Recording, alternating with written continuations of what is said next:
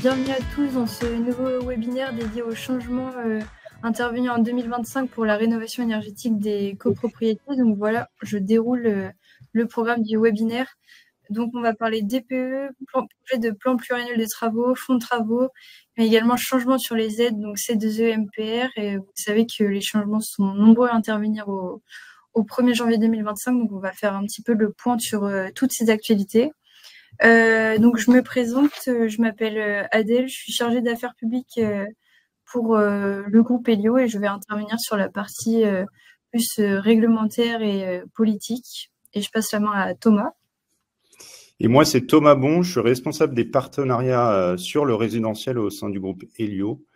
J'ai une spécialisation depuis 5-6 ans maintenant sur la copropriété et notamment les dispositifs d'aide qui existent en copropriété. Super, voilà, allons-y. Eh bien, on va pouvoir attaquer sur notre point 1. Le premier point au 1er janvier, c'est l'obligation de réaliser un DPE collectif. Je précise bien DPE collectif parce qu'on a tendance un peu à s'éparpiller entre le DPE collectif et le DPE individuel. Le DPE collectif, c'est celui qui concerne l'immeuble. Le DPE individuel va concerner les appartements au sein de ces immeubles ou les maisons individuelles. Donc ici, on parle bien du DPE collectif au sens immeuble et depuis le 1er janvier 2025, donc depuis la rentrée de cette année, sont concernées les copropriétés entre 50 et 200 lots. Jusqu'à présent, seules les copropriétés de 200 lots avaient l'obligation de réaliser un DPE collectif. Dorénavant, au 1er janvier, les copropriétés entre 50 et 200 lots ont cette obligation également. Et l'année prochaine, ce sera dorénavant toutes les copropriétés, même celles de moins de 50 lots.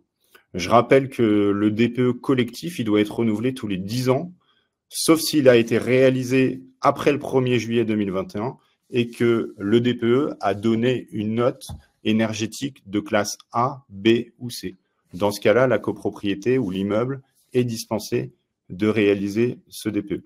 Sinon, tous les 10 ans à partir d'aujourd'hui, à partir de la date à laquelle vous faites votre DPE. Très bien, merci Thomas. Alors on en a pas mal entendu parler ces derniers mois, ces dernières semaines. L'entrée en vigueur de l'interdiction de location pour les logements classés G au DPE est entrée en vigueur le 1er janvier dernier. Pour rappel, cette interdiction de location ne concerne que les nouveaux baux, les nouveaux contrats de location et les tacites reconductions conclus à partir du 1er janvier 2025. Les baux en cours ne sont pas concernés par cette interdiction de location.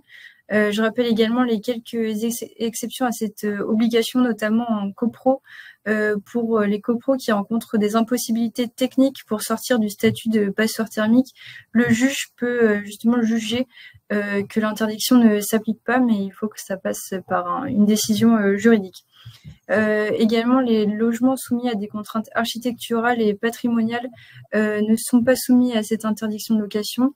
Donc là, on parle principalement des bâtiments haussmanniens avec des façades classées au patrimoine ou bien des maisons à colombage, par exemple. Donc, si on justifie de ces deux exceptions, si on justifie d'une de ces exceptions, on peut échapper à l'interdiction de location. Il y a pas mal d'actualités en ce moment sur ce sujet parce que il y a une proposition de loi qui a été déposée par 2 députés en octobre dernier qui vise à décaler l'entrée en vigueur de l'interdiction de location pour les logements en copro classés G, notamment si il y a des travaux de rénovation globale en cours, un blocage en AG ou un projet de plan pluriannuel de travaux en cours. Donc, ce texte est en ce moment à l'étude à l'Assemblée nationale. Il va être voté dans les prochaines semaines par les parlementaires.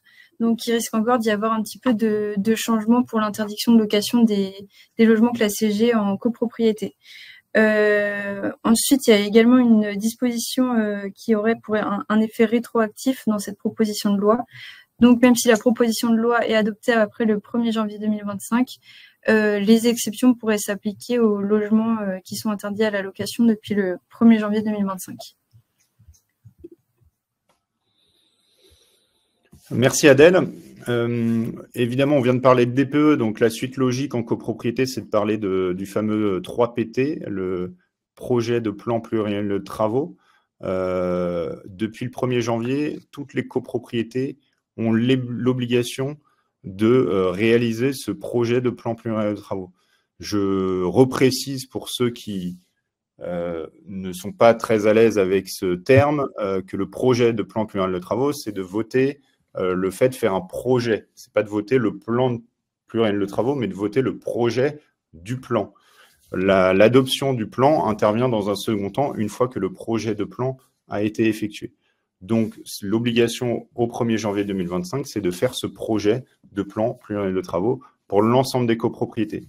C'était déjà le cas depuis le 1er janvier pour les plus grosses copropriétés de 200 lots et plus.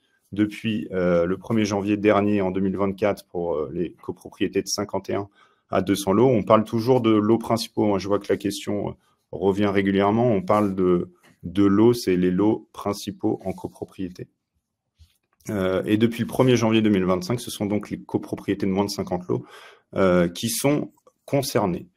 Il y a une exception, le syndicat des copropriétaires. Donc la copropriété est exemptée de la mise en place d'un PPT si vous aviez réalisé, si la copropriété avait réalisé un diagnostic technique global, le DTG, dans les années précédentes, qui ne montrait pas de travaux à réaliser dans les 10 années à venir. Donc, toutes ces copropriétés-là, ayant fait un DTG peut-être 2-3 ans auparavant, sans projet de travaux, sont exemptées du PPT.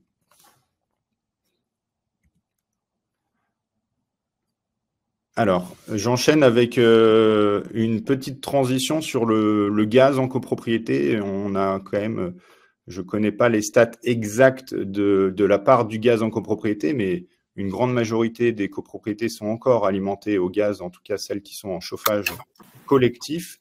L'évolution du chauffage au gaz, c'est un grand sujet en 2025, puisque dorénavant, sur les copropriétés existantes, on n'a plus de financement possible pour les changements de système au gaz.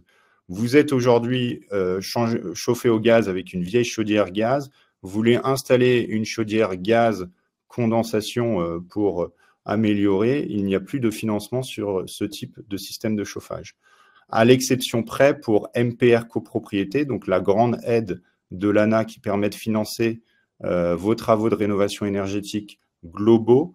Il y a une exception jusqu'au 30 juin 2025 pour les programmes de travaux qui ont été déjà initiés. On connaît l'inertie des projets de travaux en copropriété, on sait le temps que ça prend. Donc l'ANA a acté une prolongation au 30 juin 2025 pour voter les travaux et pour déposer le dossier jusqu'au 30 septembre 2025 pour ces travaux intégrant du gaz. En revanche, pour les C2E, c'est fini. Vous avez dès le 1er janvier 2025 la fin de fiches qui finançaient l'installation d'une nouvelle chaudière à gaz et vous avez la fin de l'intégration du gaz dans la rénovation globale. Donc dorénavant, si vous faites un programme de travaux intégrant le gaz dans une rénovation dite globale, vous pourrez mobiliser jusqu'au 30 juin 2025 MPR copropriété, donc l'aide de l'ANA, mais vous ne pourrez plus mobiliser les C2E.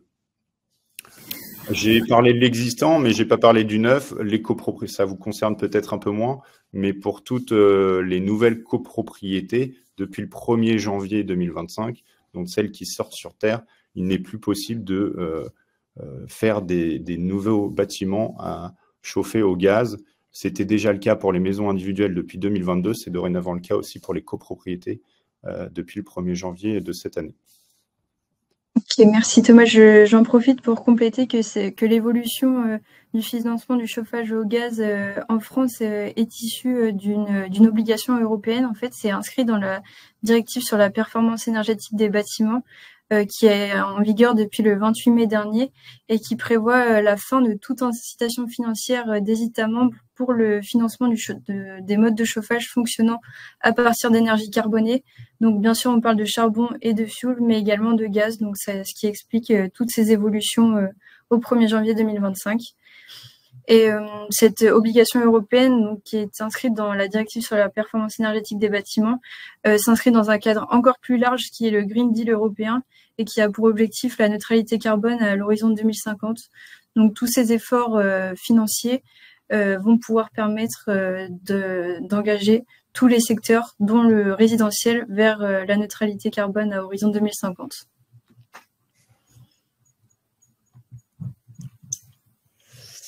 Je fais une petite piqûre, merci Adèle, je fais une petite piqûre de rappel sur le fonds travaux qui est obligatoire en 2025 pour toutes les copropriétés. Ce fonds travaux, il a été instauré par la loi Allure. Alors, il est bien connu des syndics de copropriété, des présidents de conseils syndicaux ou de membres de conseils syndicaux et des copropriétaires, je l'espère, de plus en plus. Vous avez dorénavant l'obligation de mettre dans vos charges de copropriété un fonds travaux qui, en l'absence d'un PPT, donc si vous n'avez pas voté et adopté un projet de plan pluriannuel de travaux, bah, ça doit représenter à minima 5% du budget prévisionnel de la copropriété. Vous pouvez voter évidemment un pourcentage plus élevé. Par contre, le minimum à respecter est de 5%. Il y a une petite subtilité. Si demain vous avez adopté, vous adoptez votre PPT et du coup les travaux mis sur ce projet de plan pluriannuel de travaux, le montant de la cotisation annuelle ne pourra être inférieur à 2,5% du montant des travaux prévus dans le PPT. Donc, si jamais vous avez un budget de PPT de 100 000 euros, vous devrez respecter à minima 2,5% du montant de ces 100 000 euros. Néanmoins, ce sera à minima également 5% du budget prévisionnel, tout comme l'absence de PPT. Le fonds travaux, il est obligatoire après une période de 10 ans à compter de la date de réception des travaux de construction. Donc, auparavant, en dehors de cette période-là, dans cette période-là, vous n'aurez pas de fonds travaux à mobiliser. Ça intervient 10 ans, soit 10 ans après la période décennale, d'assurance décennale de la construction de votre bâtiment. Voilà, donc fonds travaux qui permet principalement d'anticiper de futurs coûts, que ce soit de diagnostic ou que ce soit de travaux. C'est une forme d'épargne de la copropriété pour financer vos futurs travaux dans l'immeuble.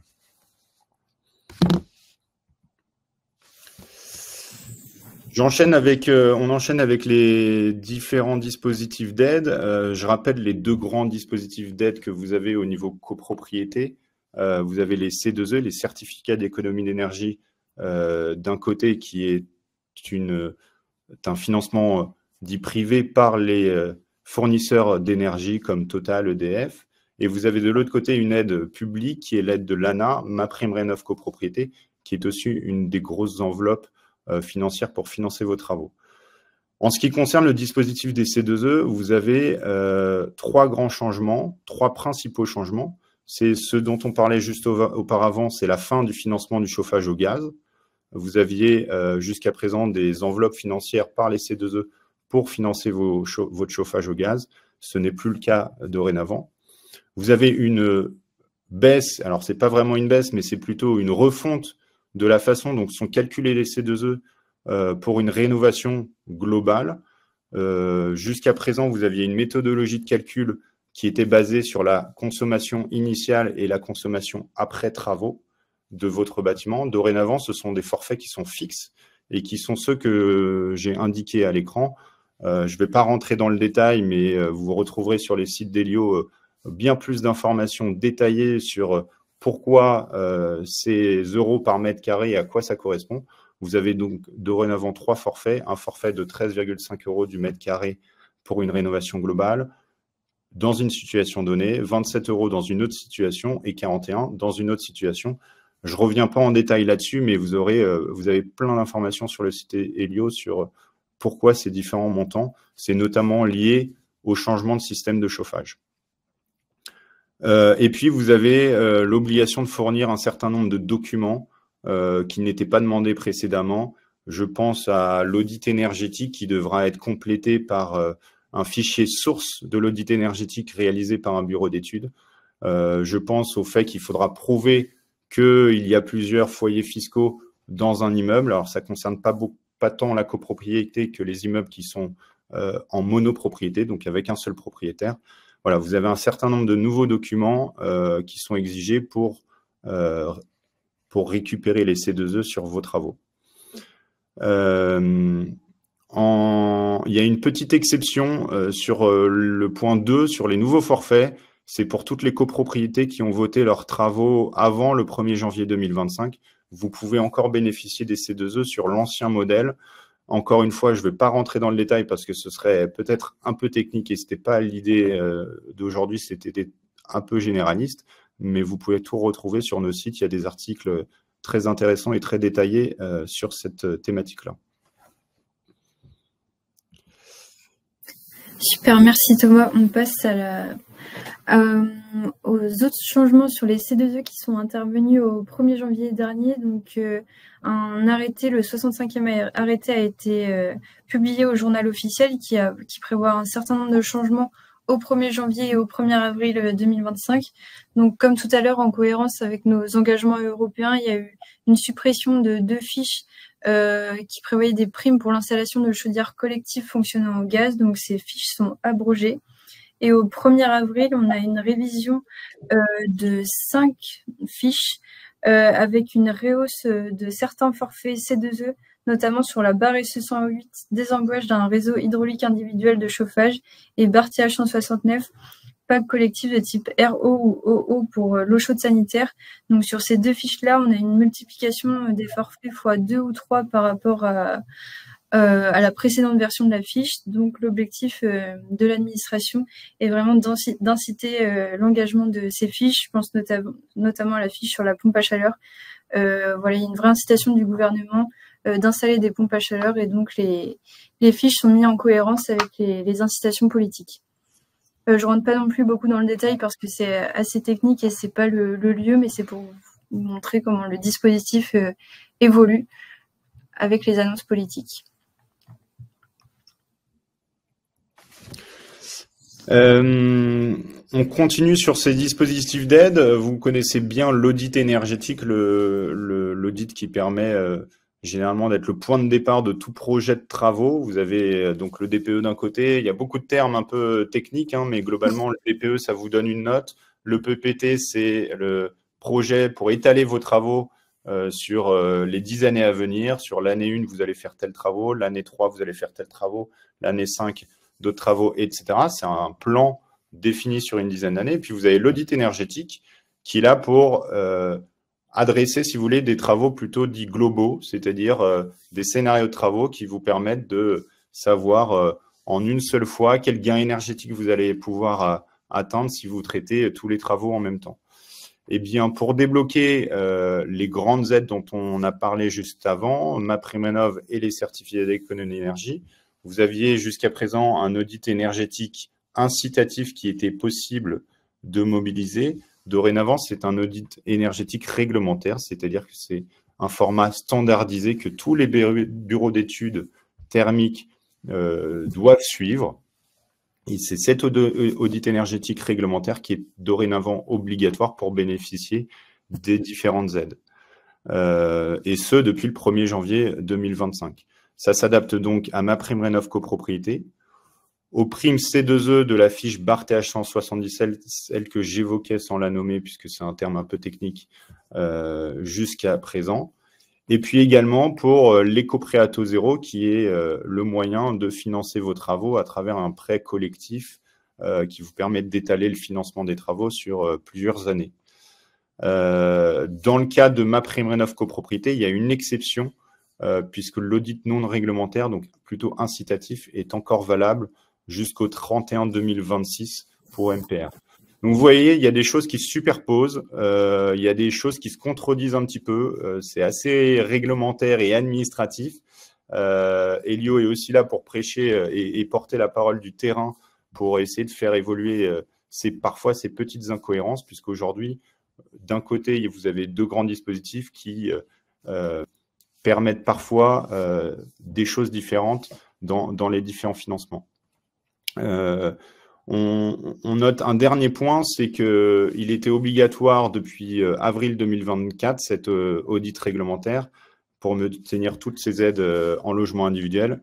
Mais les copropriétés avaient bénéficié jusqu'à présent d'un délai supplémentaire par rapport au logement individuel. Voilà. Très bien, merci Thomas. On va passer aux questions maintenant. J'ai repéré une question d'Alain Crumière sur est-ce que les aides vont être modifiées dans le futur budget pour 2025. Alors, je pense que ça vous aura pas échappé, mais il y a eu pas mal d'annonces faites récemment sur le budget dédié à MaPrimeRénov' dans le cadre des discussions sur le projet de loi de finances pour 2025.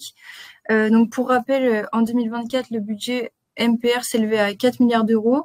Dans le cadre de la présentation du premier budget pour 2025 de Michel Barnier, notre ancien Premier ministre, le budget était déjà raboté et s'élevait à 2,3 milliards d'euros. Aujourd'hui, on parle d'un budget à hauteur de 2,35 milliards d'euros pour financer MaPrimeRénov' pour l'année 2025. Donc, bien sûr, les C2E ne sont pas soumis à ces modifications car c'est un dispositif qui ne repose pas sur les financements publics. Mais c'est vrai que sur MaPrimeRénov', c'est le financement est plutôt sujet aux modifications politiques. Donc le budget devrait être adopté d'ici la mi-février. On en saura plus dans les prochaines semaines, mais il faut plutôt tabler sur une baisse des financements. Voilà. Je te passe la main, Thomas. Merci Adèle. Je prenais 2-3 autres questions. J'envoyais notamment sur les financements pour l'audit. Qu'est-ce qui existe comme aide pour financer votre audit? Alors, vous n'avez pas d'aide nationale pour financer l'audit. En revanche, vous avez des aides souvent locales pour financer le DPE ou le PPT ou ce qu'on appelle le diagnostic technique global qui intègre, en plus du PPT et du DPE, un audit énergétique. Je rappelle ces 3 notions, DPE, PPT, audit. C'est 3 choses que vous pouvez faire en même temps dans le cadre de ce qu'on appelle un diagnostic technique global, un DTG. Et l'audit va plus loin que le DPE qui est vraiment là, lui, pour vous donner une note énergétique à votre copropriété. Donc, les aides qui existent, elles sont plutôt locales que nationales. Donc, il faut plutôt se renseigner au niveau de votre département, votre mairie, pour aller voir s'il y a des dispositifs locaux qui existent. On a aussi une question sur l'audit énergétique. Est-il bien le seul outil qui permet de bénéficier des aides?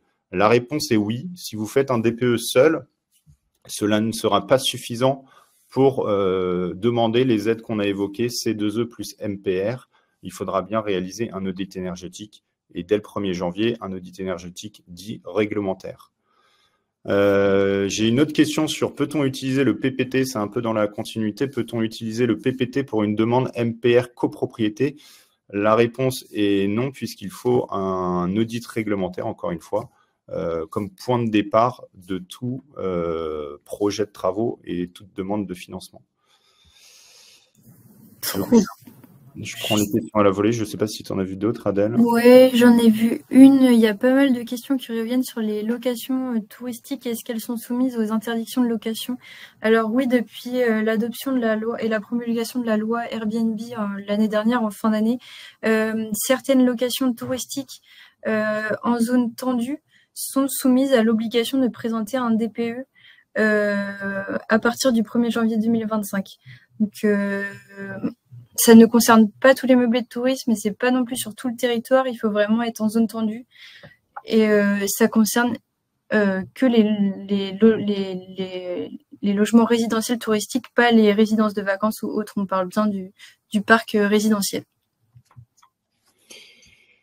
J'ai une question qui revient sur le fonds travaux et le pourcentage qui doit être voté pour financer vos futurs et constituer cette épargne en copropriété. On a parlé de 2,5% du budget du projet de plan pluriannuel de travaux, au de 5%. J'ai conscience que ce n'est pas toujours évident, mais pour résumer et caricaturer, globalement, vous devez constituer 2,5% et adopter 2,5% du montant de votre projet de plan pluriannuel de travaux si celui-ci est supérieur aux 5% obligatoires par la loi Allure. En revanche, si le montant des 2,5% est inférieur aux 5% de la loi Allure, du fonds travaux Allure, c'est les fonds travaux Allure qui prend le relais et donc c'est le vote de 5% du budget prévisionnel de la copropriété qui sera obligatoire. Je ne sais pas si c'est super clair, ce n'est pas toujours le sujet le plus évident à comprendre, mais globalement, c'est soit vous votez 2,5%, soit vous votez 5%. La réponse plus simple, c'est ça ne se cumule pas. Alors, je vois pas mal de questions sur le neuf. Nous, les obligations qui s'appliquent au neuf, notamment pour le chauffage au gaz, ne sont pas les mêmes que pour la rénovation, donc on ne saura pas vous répondre là-dessus, mais